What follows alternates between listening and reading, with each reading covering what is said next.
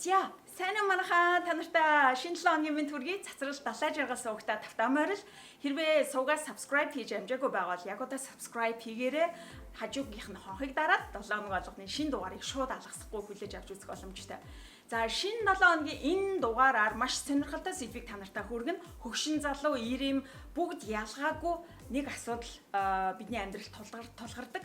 Энэ нь хоол идэх буюу хоол бас амттан ер нь ямар нэг одоо хүнсний бүтээгдэхүүн идэх тийм дур хүсэл одоо хоолны дуршил нэмэгдэх ийм тохиолдол маш их бидний амьдралд тохиолддог. Тэгэхээр хоол идэх дуршил их нэмэгдэж их идээд ойрхон хоол их идээд ойрхон их өлсөөд ингэснээр таргалалт үүсэх шалтгааны хамгийн хувийг эзэлдэг байна. Үүнийг яаж сэргийлэх боломжтой байдаг вэ? Ямар хүнсний бүтээгдэхүүнүүд удаан хугацаанд өсөхгүйгээр цатгалан мэдрэмжийг төрүүлдэг вэ? Бас эрүүл хоолнд ордог вэ? Тэдгээр чагсаалтыг хэлж өгье.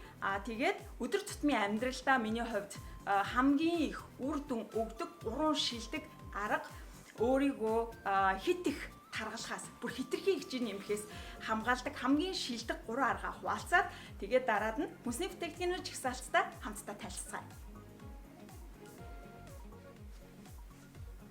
За тэгэхээр октодтой би нэг номерын аргыг хэлж өгөх гэж байна. Би дөнгөж сая толныхоо урд эргэлдэж байгаа. Тэгээд яг энэ одоо хэсгийг эхлүүлж байгааг та нар маань анзаарсан байх. Тэгэхээр октод бүсгүүчүүдийн маань хувьд гэртээ өдөрт хамгийн их явж өнгөрдөг байршилтаа бүтэн биеэ харагдах толь байршуулах хэрэгтэй. За жишээ нь унтлагынхаа өрөөнд ч юм уу. Тэгээд ер нь бид нар гэртээ байж ах үедээ айл болохоор биедээ эвтэйхэн хувцас өмсдөг. Эсвэл одоо нэг дотор хувцастай хагас нүцгэн байдалтай ч юм уу явж явах тохиолдол маш их байдаг. Тэгэхээр яг толь таны байнга явж өнгөрдөг газар байрлснаар та шууд бодит үнэнтэйгээ нүүр тулж түүнийг одоо харах ийм одоо боломжийг танд олгож өгнө. За одоо харин бүсгүүчүүдтэй би 2 дахь болон 3 дахь аргыг танилцуулах гад яг одоо өөрийнхөө хамгийн дуртай дрессүүдийн нэгийг өмссөн байна. За тэгэхээр өмнөх миний бичлэгүүд болон зургуудыг анзаарч ирсэн бол би өрн байнга бариу хувцснууд өмсдөг. Тэр дундаа яг энэ бэлгүүс гидсний хэсгээр бол дандаа бариу хувцас өмсдгийг та нар маань анзаарч ирсэн байх. Тэгэхээр эмэгтэйчүүдийн хувьд хитрхи их одоо турхаа чөрөөр байх гэхээс илүүтэйгээр биедээ таарсан махшилтэй хамгийн гол нь эрүүл чирэг, тэгээ биеийн зөв пропорц галбартай байх юм бол маш гоё үзэсгэлэнтэй сайхан харагддаг. Тийм учраас хамгийн түрүүнд одоо галбраа алдаад хурдан таргалчих гээд байдаг хэсэг бол гидсэн хэсэг. Тийм болохоор гидсэн дээр илүү их одоо ач холбогдол бас өгдөг. За яг одоо энэ 2 дахь арга болвол миний хувьд бариу хувцас байнга өмсөх. За ер нь бол бидний хувьд одоо эрэгтэй эмэгтэй ялгаагүй бүгд таргалаад ирэхээрээ нэлээд жин нэмхийн хэрээр улам л сул хувцас өмсөд эхэлдэг. Тэгэхээр гэртээ байгаагаас бусад тохиолдолд гадуур явахдаа заавал өөртөө биедээ эвтэйхэн хэрнээ өөрийнхөө бид яг таарсан тийм хувцснуудыг өмсөөрэй гэж зөвлөх байна. 3 дахь аргыг хэлж өгье. За энэ нь бол миний хувьд ер нь хүн болгон тохиолддог байх. Өдөртөө зарим өдөр үнэхээр залхуу хүрмээр юу ч хиймээргүй санагдаад нөгөө дасгал хөдөлгөөн нөгөөгөө ирж хүчтэй байсан энерги ингээд унтарсан юм шиг заашиг шиг өнөөдөр юу ч хиймээргүй байна гэдэг тийм үе байдаг тий. Тэгэхээр яг ийм үедээ би яаж өөрийгөө сэргээдэг вэ гэхээр хүн болгоны хувьд хүндэлж биширч бас дагаж үлгэр дуурайл авдаг ийм сайхан эмэгтэйчүүд, сайхан ирчүүд байдаг бах.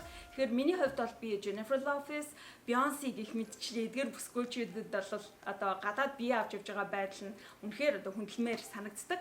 Өнөөдөр 51 настай Jennifer Lopez ямар гоё биеийн эрүүл чирэг бас дээр нь булчинлаг сайхан байгаа тэр эмэгтэйг харахад л шууд одоо би залхуурч болохгүй би гарах ёстой гэж фүзээ өмсөд гарах тэр сэтлийг надад өгдөг. Тийм учраас октодын маань хувьд өөртөө үлгэр жишээ авч за энэ эмэгтэй шиг ийм сайхан болох юмсан гэж хүсэж байгаа тэр хүнээ байнга өөрийнхөө нүдэнд ойрхон ил харагдах газар зургийг байршуулдаг юм уу, утсан дээрээ харддаг юм уу, бичлэгийг үздэг юм уу, ямар нэг байдлаар өөрийгөө үргэлж уран зориг өгөх тэр зүйлсийг өөртөө ойр байлгаарай гэж зөвлөх байна. Ингээд одоо харин хүнсний чагсаалтын хэсэгтээ танилцгаая. Буюу хүнс. За одоо харин та нартай хамгийн чухал хэсэг буюу хүнсний чагсаалтын хэсгийг танилцуулах гэж байна. Тэгэхээр бид буруу хүнс сонгож идснээс шалтгаалаад ойрхон өлсөх энэ мэдрэмжийг авдаг байгаа. За хамгийн одоо удаан хугацаанд өсөх мэдрэмж төрүүлж цатгалан энэ мэдрэмжийг төрүүлдэг хүнсэн дотор эхний хэсэгт бол яг карб буюу одоо нүүрс ус ихээр агуулсан бүтээгдэхүүнийг танилцуулъя. Бүтэн үрийн гурилаар хийгдсэн талах, за бор талах, за эсвэл oatmeal. За Монголд бол арван гурил хамгийн шилдэг, хамгийн сайн үйл даадаг уяг ийм өглөөний цай, өдрийн цай болж өгнө. За дээр нь Солонгос, Япон охтуудын жингээ хамгийн сайн барьдаг, өдөр тутамдаа жим барихтаа болон жингээ илвэдл таргалалтаа хасахын тулд хэрэгэлдэг хүнс бол чихэрлэг төмс байгаа. Тэгэхээр чихэрлэг төмсийг өдөр тутмынхаа хэрэглээнд бас заавал оруулж өгөөрэй. За дээр нэмээд биеийн болон эрдэнэ шиш, за энэ бусад төрлийн бүтэн үрийн энэ карб агуулсан бүтээгдэхүүнүүдийг бас хүнсэндээ хэрэглэснээр удаан хугацаанд өсөх энэ мэдрэмжийг авдаг байгаа.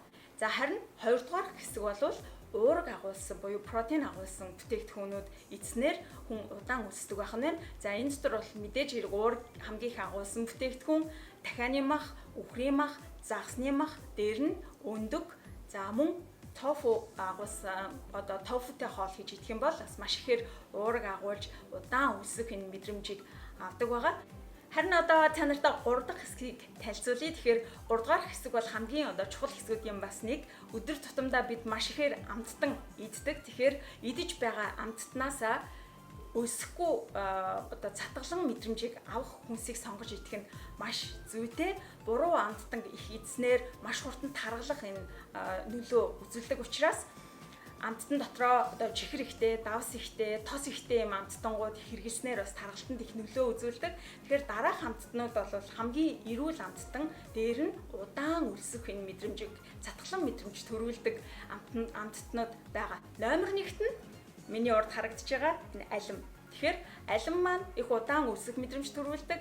Дээрээс нь эрүүл амттанд ордог. За хоёрдугаарт нь бол попкорн буюу корныг халуун агаараар болгосон попкорн ямар нэг тосгүй давсгүйгээр хэрэглэхэд хамгийн эрүүл снекны төрөлд ордог. Ялангуяа workout дасгал хийдэг хүмүүсийн хувьд бол яг амттан дотор байх зүйлс санал болгодог.